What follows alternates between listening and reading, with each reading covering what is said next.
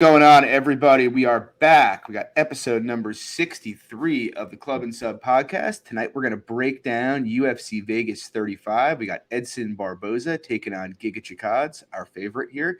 It's going to be a fun, well, we'll see if it's a fun card. I have a lot of bets on the card. It could be entertaining. We'll see. The main event certainly is. As usual, we're brought to you guys by betonline.ag for 50% bonus up to your first $1,000 deposit. Use the promo code CLUBSUB. And guys, if you like the show, please drop a like and subscribe. We'd really appreciate it. Tonight, it's just going to be myself, John Stargarian, and MMA Fox, and Lags at Lags_the Capper. C is off in Vegas doing his own thing, and Luke had some extra work come up, so we're going to be holding it down. We're going to give you everything that we can here, hopefully win some money, and maybe argue a little bit. We'll see. But with that, we're going to jump right into it. Yeah, first fight of the night, we got Mana Martinez taking on Guido Canetti. And I actually took a poke here. I have a very small bet on Guido Canetti at plus 270. I guess ultimately my thinking is really, look, I get Canetti's 41. I get Martinez is young and has a bunch of KOs in his career. But ultimately, this is Martinez's debut fight. He's fought pretty much nothing but bums other than Draco Rodriguez, who, if you watch this show, you know what our opinion of Draco Rodriguez is. And he got subbed pretty quickly there. I guess the biggest credence to Martinez here is he hits very, very hard, or at least appears to, based on, his regional tape and the amount of KOs he has early regionally. And, Guido has a pretty suspect chin. That's just the reality. I believe the number is he's been dropped on 4.5% of the strikes that have landed. And so, yeah, that's a concern. And I can certainly see the angle for Martinez putting his lights out early in this fight. But with that said, outside of the power, I don't really see a lot in Martinez's game that's particularly, interesting to me. He's not very defensively sound. He's a very poor grappler, especially off his back. He can get put down and held down with relative ease. And, on Canetti's side, look, he's fragile, but he's actually a decent striker. He throws leg kicks. He can work the outside okay. And believe it or not, the guy actually has attempted a fair amount of takedowns in the UFC. And it's like one of those fights where I kind of think if he's just smart and decides I want to win the fight and just comes out and attempts 6 to 8 takedowns, he probably looks like a decent favorite in hindsight. Obviously, I'm keeping my exposure very, very small here because he is 41 and he is chinny. But look, Canetti's fought just a much higher level of competition. If you look at the guys who have beaten him in recent years, Marlon Vera, Dana Bacurau, and he even beat Vera in round 1 of that fight. That was an interesting fight till he got finished. And so, yeah, I don't really see a justification for the line. The most likely outcome would probably be Martinez round 1 KO. But, if it gets past the first 3 or 4 minutes, I think you almost have to favor Canetti the rest of the way. What do you think, Lags? Yeah, so I don't have a bet here because actually FanDuel, still has the over under 1.5. So I'm actually looking to target the under 2.5 rounds, and for a pretty big bet, to be honest with you, because kind of, what you touched on, I guess, on the Canetti side to start off with. There's obviously durability issues. 41 years old, 8-6, all 6 of his losses by finish. Man, it seemingly hits hard. So obviously I get it. I don't think the minus 300 is justified. If you were playing again, like you touched on, the inside the distance is where I would go, because I think the KO for him is live early, but you touched on, doesn't really have any kind of grappling competency at all. Guido could, take him down, but yeah, and you're getting you're the under 1.5 again. Go for it.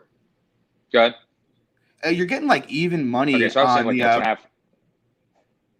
saying Go. Sorry. I'll just finish real quick. So the under 2.5 again, I was seeing minus 160-ish for the fight doesn't start round 3. So I would imagine somewhere in that ballpark. I like that number a lot, to be honest. And I know I'm going for third 5-leg parlay this week. I'm probably going to have the fight doesn't go the distance at minus 196 in there. It's one of the legs. Yeah, I don't hate that, to be honest. And honestly, if you're going to play Martinez, there's really not a whole lot of reason to think he wins an extended fight at a high clip, and you have the KO number sitting at plus 100, right? Or at even money in most books. So you might as well play that. Yeah. So, yeah, I don't hate I saw the round 1, round 2, I think was plus 120 for him. So for Martinez, I think he has 2 KOs outside of round 1, something like that. Yeah, I don't hate it. So we'll see. I like Canetti here. Hopefully he doesn't die, but we're due for another Malcolm Gordon-esque performance, right? So with that, we move on. We got Pat Sabatini taking his second fight in the UFC. He's taking on Jamal Emmers. I played Emmers here for 2 units at minus 108. I've been debating going back and forth whether to add to it here. I kind of think in a lot of respects it's a very binary fight.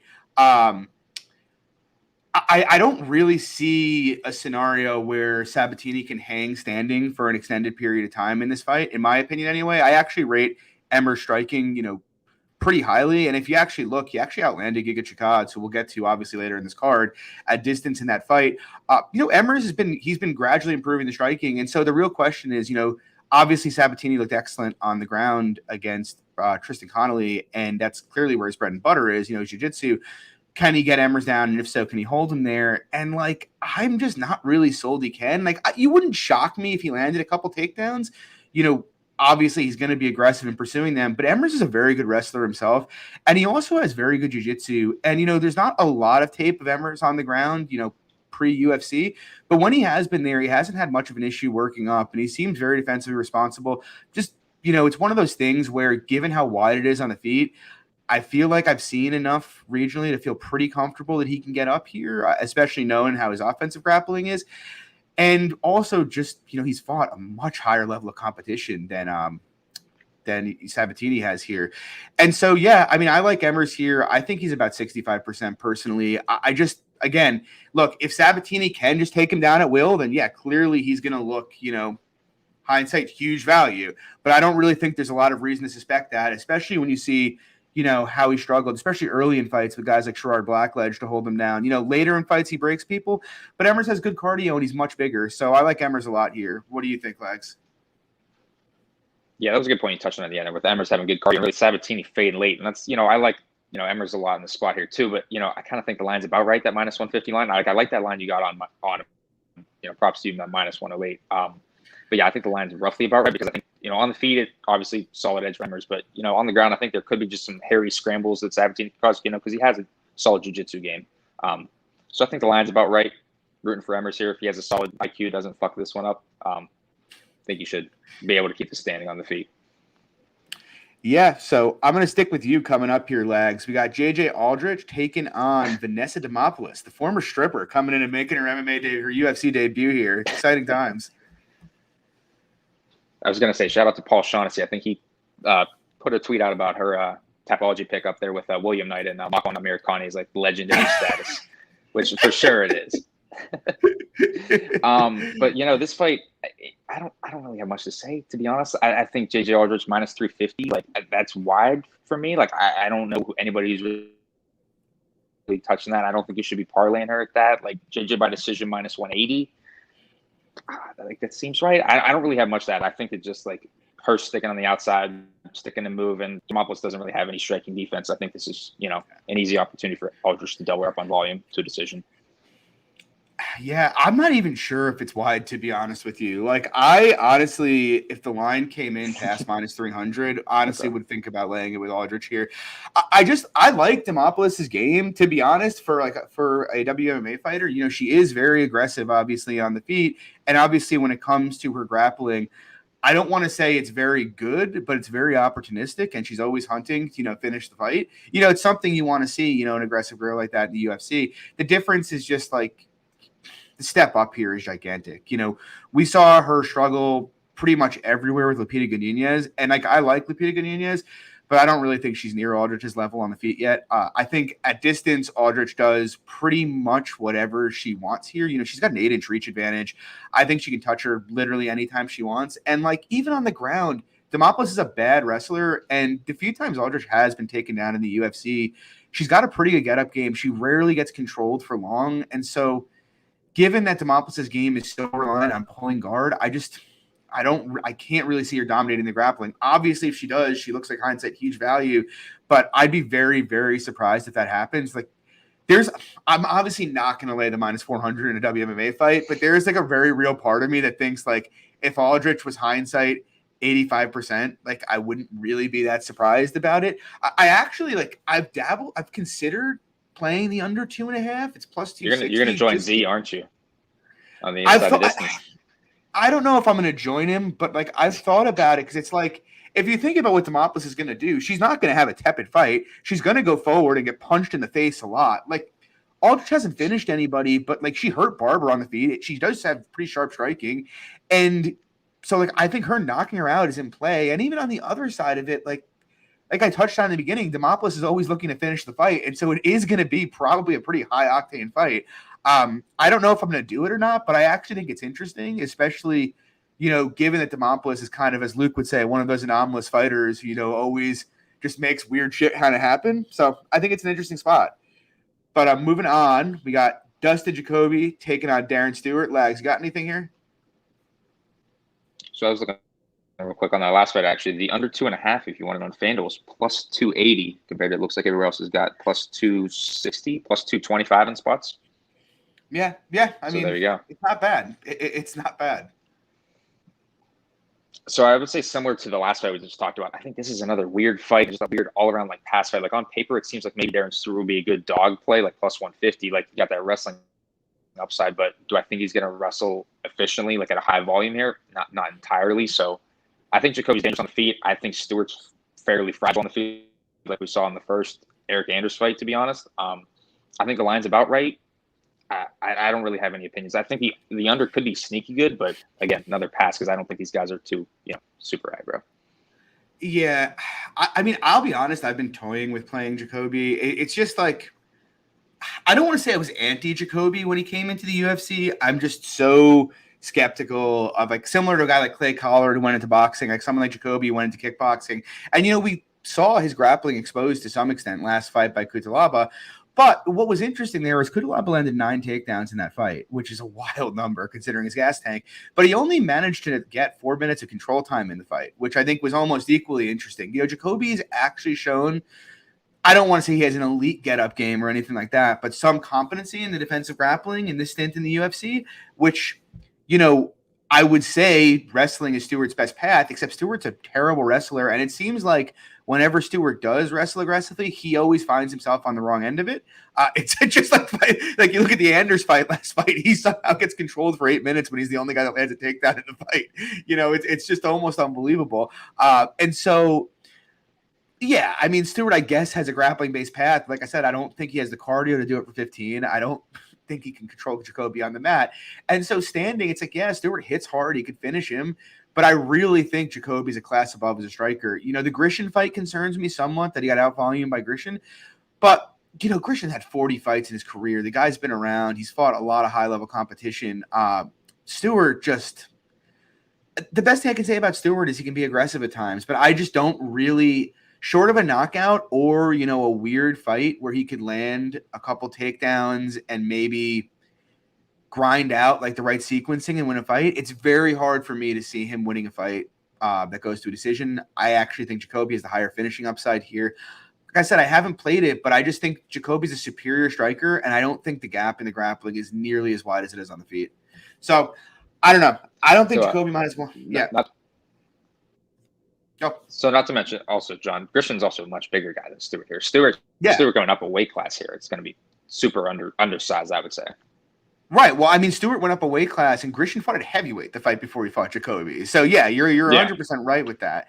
He fought Grishin, fought Ankalaev regionally and looked way bigger than him. So, yeah, I mean, you're absolutely right. Again, it's light heavyweight, so I'm like always tempted to say I don't want to say I don't think he troubles Jacoby too much, but honestly, I really don't think he provides, much that's going to affect Jacoby here. It's just my personal opinion, but I think Jacoby's a decent bet. I'm considering doing it. I haven't decided yet. How hesitant I am to play juice, but yeah, Jacoby's the side for me. Moving on, we got my boy, Smiling Sam Alvey, taking on my former boy, Wellington Termon here. Bit of a mess of a fight, but it's Sam Alvey and he's an underdog. I'm betting Sam Alvey here. I think the breakdown here is fairly straightforward, if I'm being completely honest. I took Alvey at plus 135, but look, Terman's an oak. He's going to try to grapple aggressively, except he's not a very good wrestler. Alvey's an elite defensive wrestler. He's an excellent defensive grappler. Terman's going to probably be more aggressive with his hands, but is remarkably hittable. And seeing how easily he went out against Bruno Silva, it's hard not to think he's chinning at this point against Alvey, who's a very sharp striker when he does let his hands go and hits very hard. Like, I look at the matchup, and to me, Alvey is clearly, he's the worse athlete, but he's clearly the more skilled striker and he's clearly the harder hitter. I do worry that his durability is fading a bit. And obviously the concern with Sam Alvey is always his volume. Like he could definitely get out volumed here and lose a close, grimy decision. But I just don't think for Turman to put out the kind of volume he needs to win a decision, I think he's going to have to go into the fire hard, kind of similar to what Marquez did. The difference being is Marquez has a granite chin, whereas Turman doesn't seem to have any chin at all. And so, like, I don't know. If it's a low volume fight, I trust Alvey to be the far more technical striker and keep the fight standing. And if it's a high volume fight, yeah, he can finish Alvey or win a decision, but I think Alvey's a lot more likely to finish him than either of those scenarios. So I think Alvey should be a slight favorite here. I have all the typical Sam Alvey concerns, but yeah, I think this line's a bit off. What do you think, Legs? So to start off, another quick shout out to Z's MMA. I think this is your classic, John, if you tell me you got a bet for me, plus 110 Sam Alvey, I'd say, what the hell, John? What the hell are you trying to feed me? Honestly, I think it's a mess of a fight because, like you said, I think it's a lot of range of outcomes here. Like, I don't think that Turman's going to have grappling success here against Alvey. Obviously, we've seen solid takedown defense. So it's probably a low-volume staring contest where, Alvey's kind of, we've seen he's getting fucked by these judges in these last few fights just based off of the optics of the judging and whatnot. I mean, I think Sam has a good chance of knocking him out. To be honest, I know Gugby in the Discord talked about it. I'd much rather have the Alvey KO number than the money line where it's sitting at right now. Obviously, the plus 135, I don't hate that, but plus 110 right now. I'd opt for the KO because I think, again, if this goes to decision, I favor Turman just to do a little bit more, but not a confident take at all. Yeah, I mean, that's a completely reasonable take in my opinion. And Alvey hasn't won a fight in ages, but not also confident, not confident. Sorry, I guess I would say not confident in Turman winning a decision by slightly outballing Alvey. It's on the table, but I would say Alvey, if Alvey's going to win any fight, I mentioned on Clint's pod, if Alvey's going to win any fight, this is the fight. Yeah, and I just kind of think if Turman throws the volume he needs to throw, he's not a clever striker, he's probably going to put Alvey out if he's landing enough to win this decision, right? And if not, we know right. Turman's going to get punched in the face very hard in this fight. I feel pretty confident in that assessment. Horrible, yeah. Yeah, it's non-existent, and Andrew Sanchez doesn't knock out anybody, and he knocked him out cold. Bruno Silva knocked him out from guard. I don't know.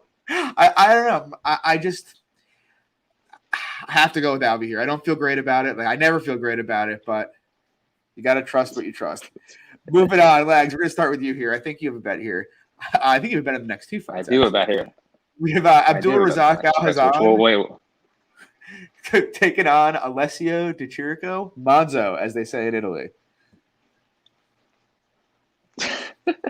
Yeah, so I have a parlay starting with Di Chirico here at minus 200. I parlayed him up 2 units with the guy we'll talk about later in the next fight. But yeah, pretty much I think outside of as we usually Razak, round 1 KO. I think this is Di Chirico kind of any way he wants. I think he could play that outside striking game. I think he could use wrestling takedowns.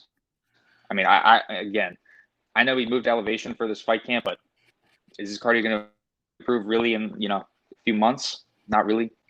I think this should be Di Chirico as long as he minds his P's and Q's in that first round. So minus 200, I think he's a solid parlay piece. Yeah, it's funny because had the Malkoun fight not happened, I would probably chastise you for laying Di Chirico here, just because we know Di Chirico can be very low volume, and it always kind of he always bugs me because I actually think Di Chirico is very underrated in terms of his skill set, but he is very, very low volume.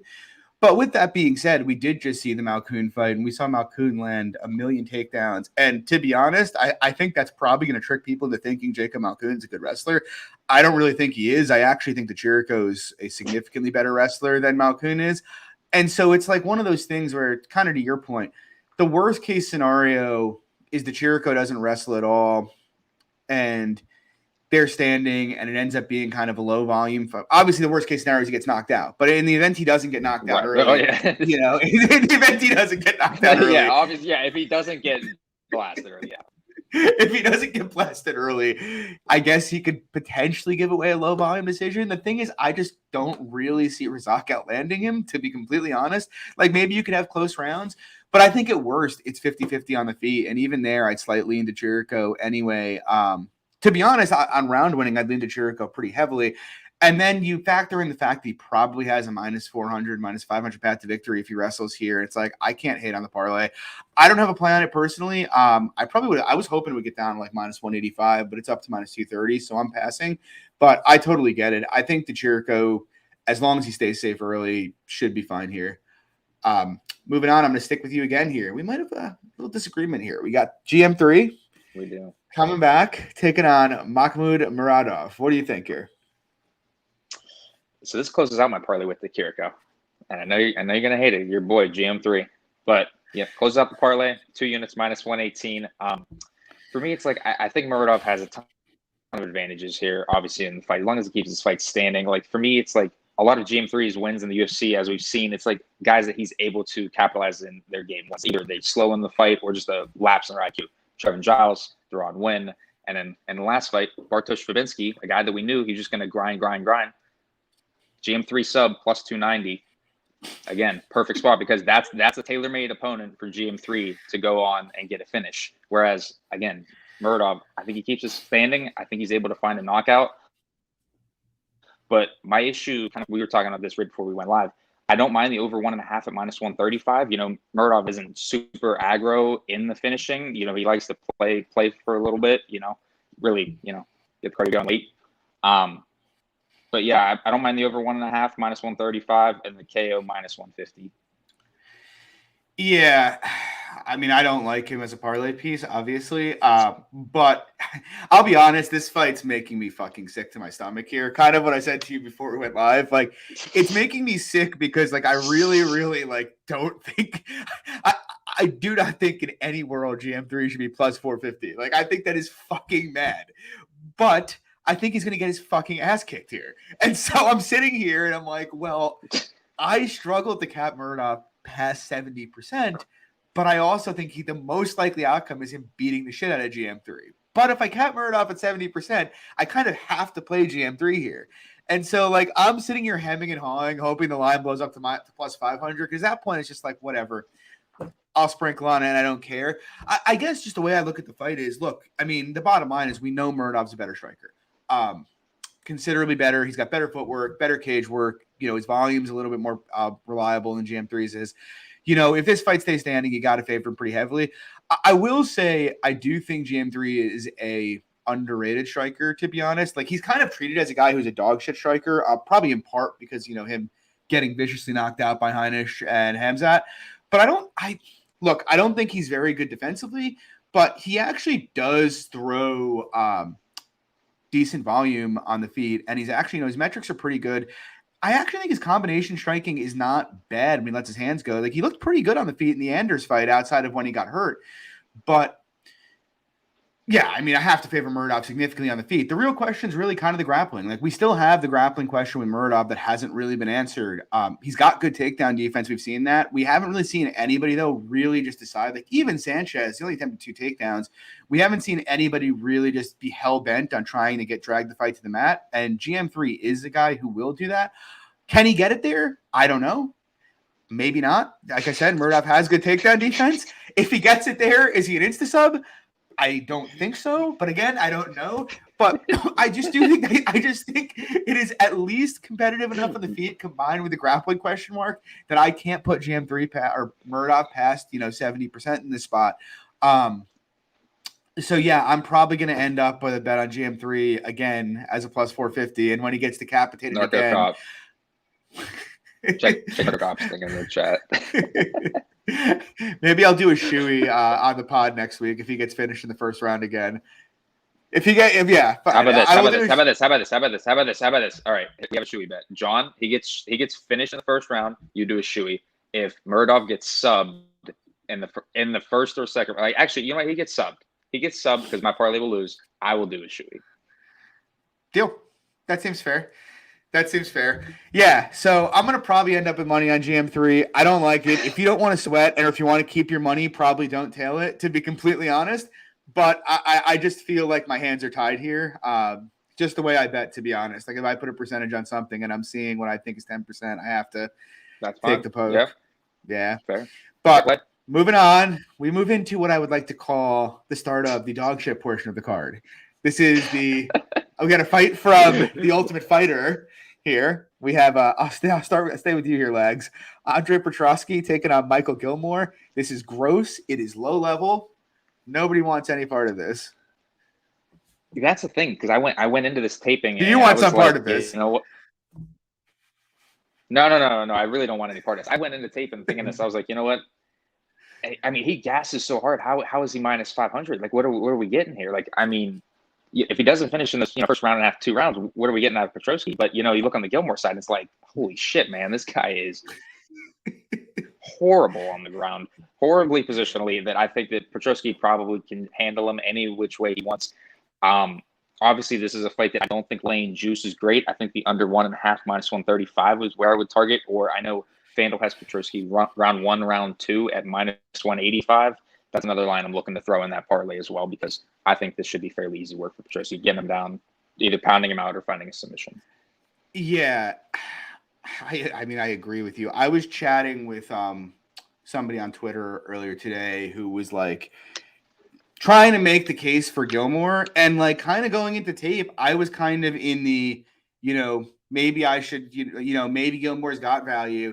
And then I look at it and it's just like, what the fuck is this? It's an embarrassment. This guy is getting a spot on the UFC on a UFC card. Like, I'm sorry, Michael Gilmore. I'm sure you're a great dude, but like, I don't really think that he should be getting a fight in the What's UFC. crazy? This is on the main card. I know this is on the main card. It's fucking, this isn't even the first fight. This isn't even the first fight of the night. Dude, we have Pat Sabatini and Jamal Emmers in the second fucking fight of the night. It's one of the most high level fights on the card, and we have this nonsense in the main card. But like, I agree with most of what you said. Look, I actually think Petrosky, if he had a UFC level gas tank, would actually be pretty decent. I do look. I have to see him wrestle against guys with good takedown defense, but his wrestling does against the shit level of competition he's fought looks pretty good. Like, fundamentally, he's got good chain wrestling. He turns the corner well. His entries are solid. His top game seems very good.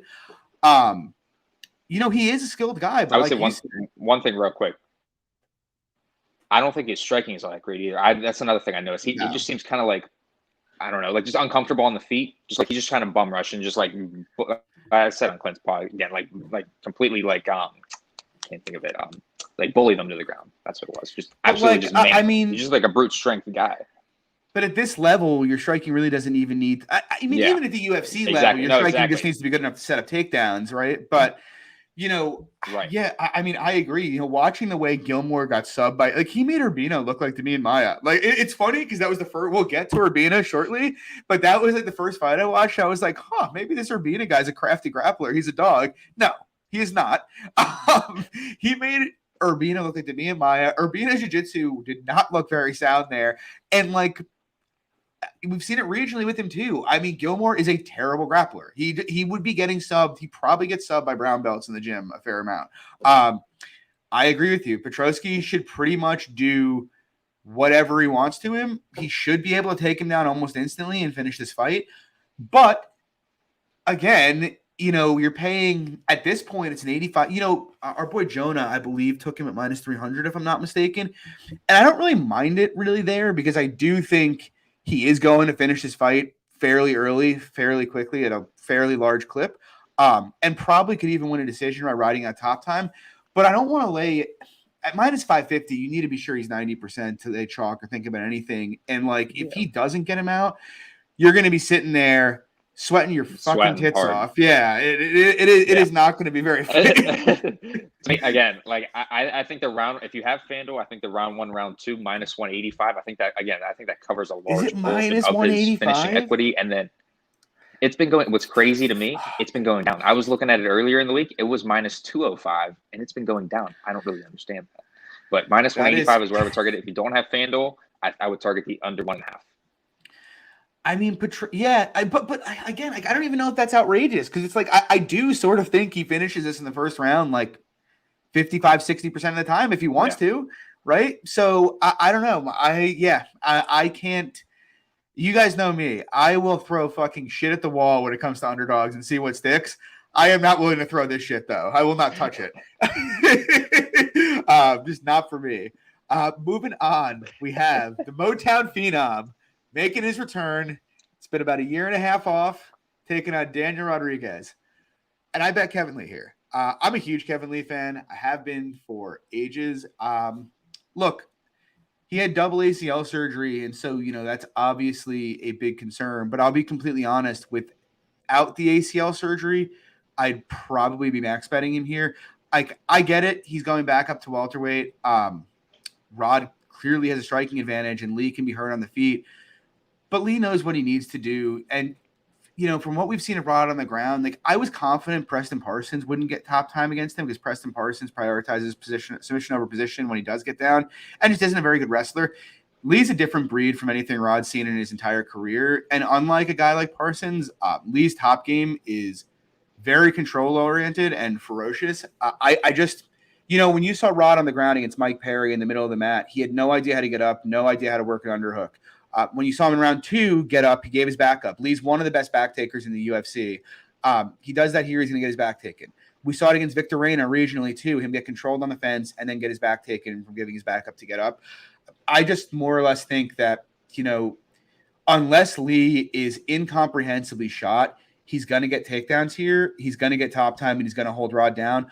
In a 5-round fight, I'd be concerned about the gas tank, but the last time we saw Lee at 170, he gassed out and got finished in round 4. He kept an absolutely hellacious pace for 14 minutes against Rafael dos Anjos, who he was not holding down and kept getting up. I don't think Rod's going to be able to do, unless, like I said, the big question is his knees. Unless his knees are fucked and he can't close distance here and get this fight down, I think Lee's going to do whatever he wants. Now, if he does end up on the feet, Rod is a superior striker. Lee's hittable. I think he's a bit chinny. It's concerning. But, Lee at minus 150, like I said, I would max it if it wasn't for the knee surgeries. I think Lee should still be 65, 70%, to be honest with you. The guy's 28 years old.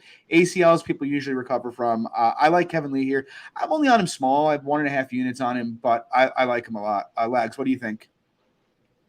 Again, kind of similar to the Emmer 17. This is another pass for me. I think, again, the line's about right. Again, you touched on it with the double ACL surgery with Kevin Lee. Not to mention he just put out of the Sean Brady fight with a rib injury as well. Undisclosed from training in the gym. But to be honest, I like the under 2.5 here. I haven't made a bet here, but the under 2.5 at plus 114, like you touched on, stay standing.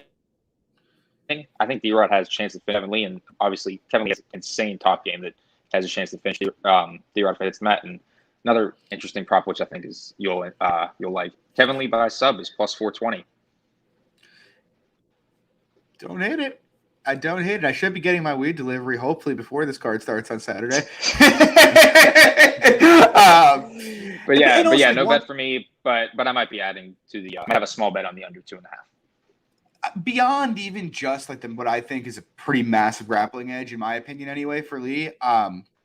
You just look at the level of competition the two guys have been fighting. Like the best win for Rod is what Tim Means. He's fought Means, Dalby, but he hasn't. Look, he's looked solid. I bet Rod big in his last fight. I like him, but you look at the guys that Lee's been fighting in his last 6 fights: Ferguson, Barboza, Iaquinta, Dos Anjos, Gillespie, Oliveira. Like this is an enormous step up in competition for Daniel Rodriguez. It's just he's being Rod is being priced like he's a top 10 welterweight, whereas we have no justification to think that. So I like Lee here. Right. I think a big red flag here is the Perry fight for sure, as you touched on. Yeah, huge. And the Reina, if you go back to his regional tape, the Reina fight, he looked pretty bad when he got cornered and put on the ground there too. But moving on, gonna go back to you here, Lags. Back to tough. We got one of the tough finals here. We got Brady Heinstand taking on Ricky Tercios. What do you think? So before we break down this fight again, and no offense to Brady and Ricky, but how the fuck is Kevin Lee D-Rod not the co-main event? That blows my mind. Again, that blows my mind. That's like, again, the second highest level fight maybe on the card behind Edson and Giga maybe. So this is an interesting one for me. I don't mind Brady at plus 145, plus 150. I think he's got the wrestling edge, but he's super green, and that's kind of my problem here. Like I think Ricky's a decent striker as well, got the output, got solid cardio, and that's another interesting point too. I don't think Brady's got the best cardio when pushed. But to me, the big thing for Ricky, he plays off of his back a lot. He's willing to just, pull guard, and I think Brady will be fine, just laying his guard. And I think Brady, an interesting prop again for this fight too, Brady decision plus 300.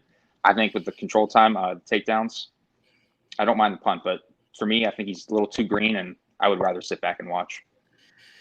Yeah, I'll be honest. Like again, another one. I knew Brady had wrestled a good bit, and I kind of thought I'd like him coming to the tape because I don't really rate Turcios particularly. But I just the thing is, I respect how willing Brady is to wrestle. And it's obviously a great tool in the UFC. Like if you're racking up takedowns and control time, you're generally winning fights, and obviously that's what his goal is to do. Where I kind of run into issues is number one, the guy has literally no standing defense at all. Like he just gets hit square anytime the fight's in space. And so number one, that's a huge concern.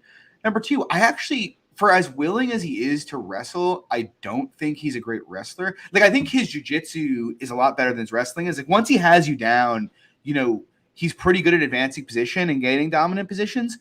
But he's not a guy who I think is going to, let's say he wins this fight, come to the next level and land 3 to 4 takedowns for 15 minutes. I just think once he gets guys who, know how to work in the clinch, know how to work underhooks, know how to sprawl, he's going to struggle to get those takedowns and have a lot of issues in space. And I think Turcios might be that guy. Like, I do think Brady can get takedowns early, but Turcios seems to have pretty good jiu-jitsu himself. Like, I'd be mildly surprised if Brady subbed him in the first round here. It's possible. He does have a nice back take. He could do it. But it would surprise me. And if he can't do that, we've seen his gas tank wane pretty precipitously when he goes out around 1-2 because of how aggressive he is. And, Ricky can scramble a bit. And if it gets to round 2 and Brady's tired, I just have a feeling Turcios is going to take over this fight. I'm not saying I price him as like a big fave or anything. You could even make the argument kind of like what you said, Lags, like that the line is a little wide, but I don't know. I have a hard time pricing it because of how low level it is. And it just really, how you decide this fight. I feel like Turcios wins round 3 at a very high clip and Brady wins round 1 at a pretty high clip.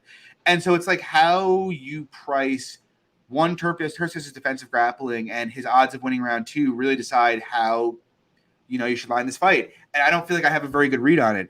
I do think Brady has no striking defense at all, and he's going to get fucking torched on the feet for as long as it's there. And so, yeah, I mean, I'm not betting it. I don't hate a Brady stab. Low-level fight, betting on the grappler as a dog isn't ever going to really do you wrong, right? But I don't know. I just don't see it. And these fights just haven't really been my bread and butter historically, to be honest. I think looking for a Turcios live line might be, be a little better here.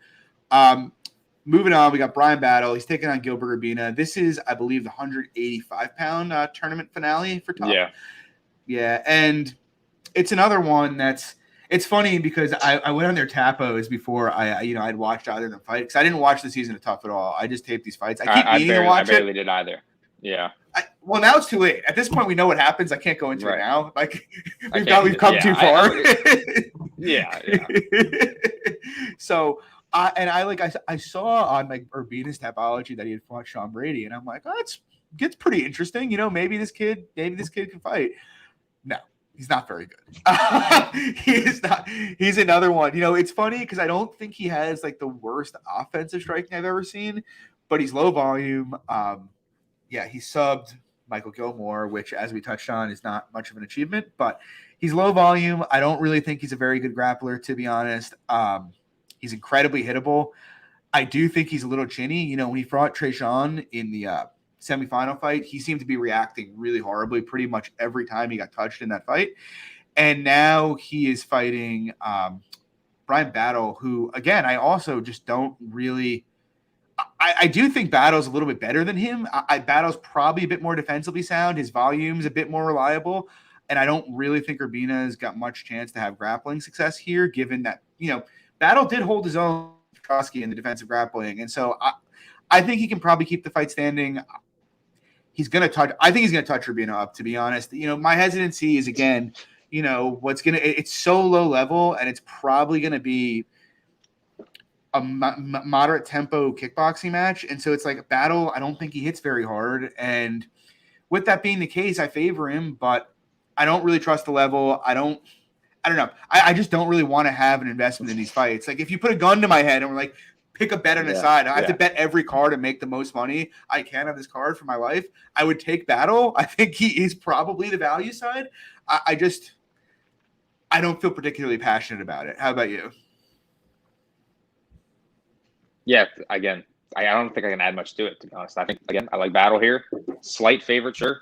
Minus 160. I don't really know. Like, I favor him on the feet, slight output. I think he has, again, like you said, more defensively sound, but that's about it. Like, I don't have huge input. I think the over 2.5 minus 140 is interesting. I think the guys are, fairly tough.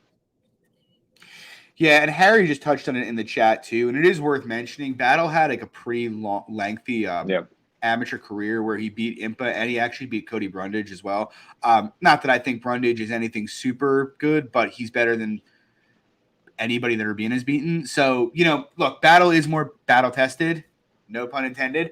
But I do think he's a side. It's just like if you lay juice in a fight like this and you lose, like you have no one to blame but yourself, really. For me to lay juice in a fight that's this low level with this little data, I need like a big grappling edge, and I'm not sure it's there, to be honest. Anything to add, Lex? Since we're in the co-main event here. Nope. No, I think you covered everything. I don't think I have much to add. Oh, yeah, I know. To be honest, yeah, sorry about that. I thought for some reason, we were out of order a little bit. Yeah, I wish the Lee D-Rod fight was the co-main event, and then Tercios, that can stay where it's at. We'll move the battle fight this card. It's funny too, because like Giga Edson is a really fun main event. Obviously, Lee Rod is a good fight. Stuart Jacoby should at least be aesthetically pleasing. Same with Murdar Mearshart, and Emmer Sabatini is a good fight. That would be a great main card. Instead, we're stuck here with Ricky Tercios and Brian Battle co-main event this. Again, I'm sure they're great guys, but what the fuck? Not to mention, so, anyway, I was looking real quick while we have a little break before the main event too. We're supposed to have Ketlin Vieira, Sarah McMahon too. Like that's at least a decent fight that's on the main card. I'm not saying it's fucking great, but I think it's better than Patricia Gilmore. Trust me, I enjoy watching a good Sarah McMahon quit job as much as anybody. I wish we still had it. That was a fight we were all going to be on plus 230 and then scream when she inevitably got choked out in the third round up 2 rounds. No doubt that's how that fight would have gone. Anyway, we move on. Under there. I don't mind it. We move on. We got Edson Barboza taking on Giga Chikadze. Lags, take it away. The main event. I'll start. I'll start it away. I'll start it away before you rain hell down this place. For me, I think the best way to break this down is, a coin flip. You got heads, you got tails. And on the one side, you got Edson. You got one side, you got Giga. And on the one side, you got a guy who's been fighting the elite level strikers, the elite level lightweights, and elite level featherweights, that we just saw in the last time, Shane Burgos, who dispatched him, very impressively. And the other side, you have a guy who's fighting, below average guys, and then some, average guys. But those average guys he's having close fights with, outside of Cub, who, knocked him out fairly quickly. And you look at it, and it's like, how are you pricing these guys the same? Like you touched on with the Kevin Lee D-Rod fight, like the level of competition is fucking nuts. The fact that Edson was lined minus 105, even, some people got underdog money on Edson here. I think the line is crazy. I think Edson has the cardio advantage. I think he's got the output advantage if this goes 25. And really, I think if you're favoring anybody here, it's because they have a cardio and output edge. It's got to be Edson. It's not Giga at all. I think if you're betting Giga, it would have to be by KO. Sure, maybe the first, second round, but the cardio issues are a huge concern.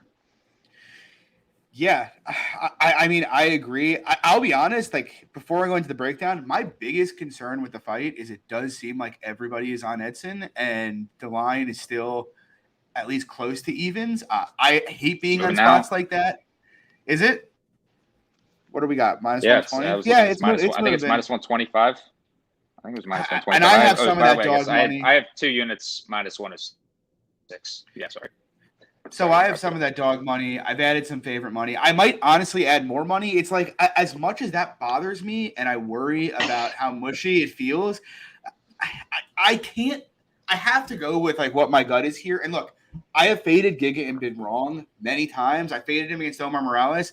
But look, if we're being honest, that was a bad bet on my behalf. Obviously, betting Omar is a favorite. But Omar has not really impressed that much in the UFC. He had the Gabe Benitez fight where, he looked good, but not great. It was a close decision. I faded him against Cub big. But again, he kicked Cub with a body shot a minute into the fight. So it's like, we don't really even know what to make of how that would have played out in that fight, And I had Emmers against him, who I thought won that fight personally. It was a close fight. But you just look at the guys that Giga's fought. Austin Springer loses on Dana White's contenders. Brandon Davis went life or fucking death with Brandon Davis to a split decision. Jamal Emmers probably got lucky. Erwin Rivera, not in the UFC. Omar Morales, okay. Jamie Simmons, I don't know if they cut him yet after the Johnny Munoz fight, but it's coming shortly, I assure you. And then Cub Swanson. Yeah, so Cub is the best of the group historically, but again, he beat him with a body shot. On the flip side, to the other side of the coin, the last 6 strikers that Edson Barboza has fought are Shane Burgos, Dan Ige, Paul Felder, Justin Gaethje, and Dan Hooker. Of that group, the only one he did not outland the distance was Justin Gaethje, who knocked him out in the first round.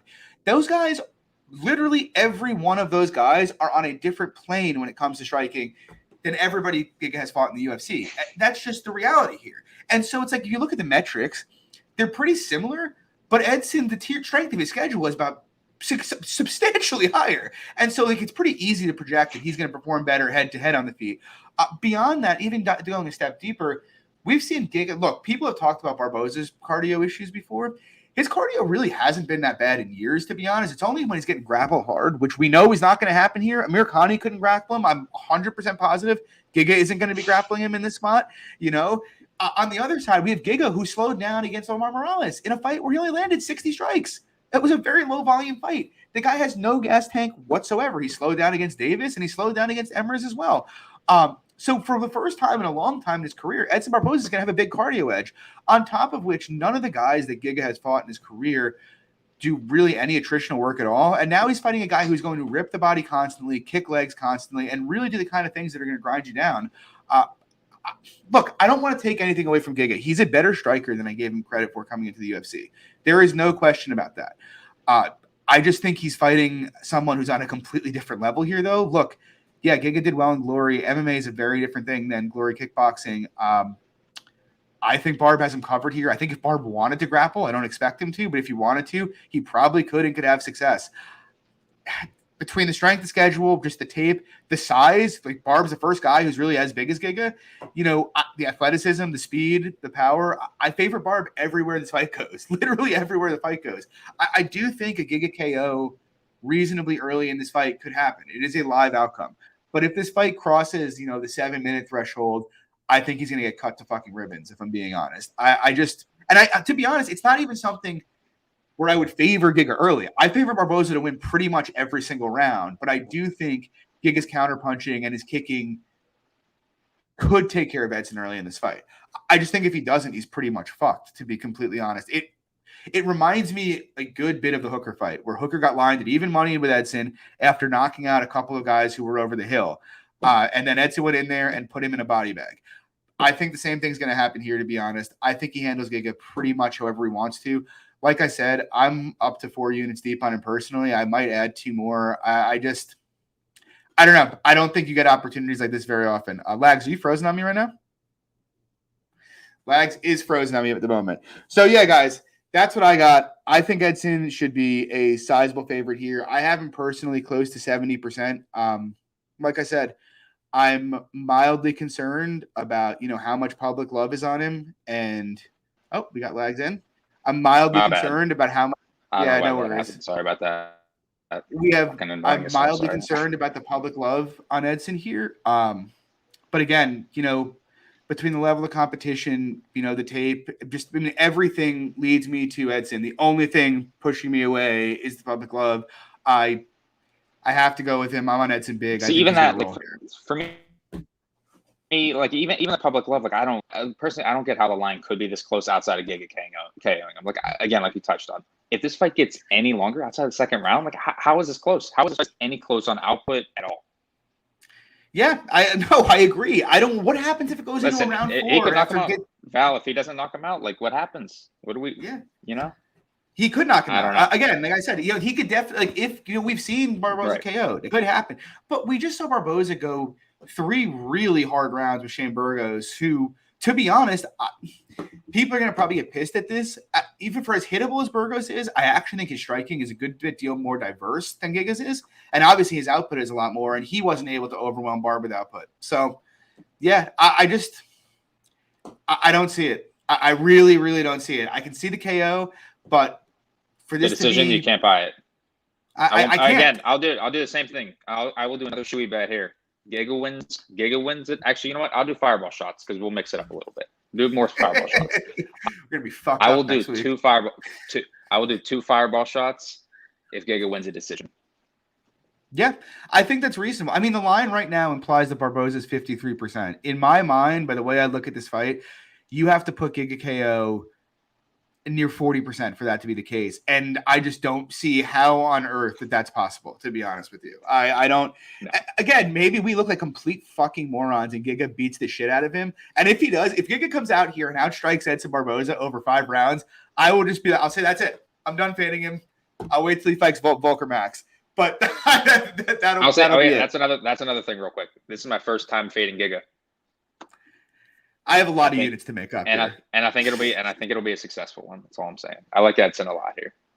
Lags, I appreciate the discipline and not fading Giga, but yeah, as Bruce said, I will reconsider my life if Giga beats Edson Barboza in a kickboxing match over 25 minutes. But yeah, guys, that's gonna do it for us tonight. Next week, we'll see if we have I think we'll have the whole crew back. We'll see. Next week's card is, I think it's a bit better for betting, to be honest. So should be fun. But guys, yeah, enjoy the fights on Saturday night. As usual, we got @lags_the capper. Me, John, @MMA Fox. Follow us on Twitter. Guys, please like the show and subscribe. We'd really, really appreciate it. It would do a lot for us. But yeah, guys, have a great Saturday. Good luck. I hope you all win money, unless you're betting on Giga. Anybody else, good luck with your bets. Have a good one.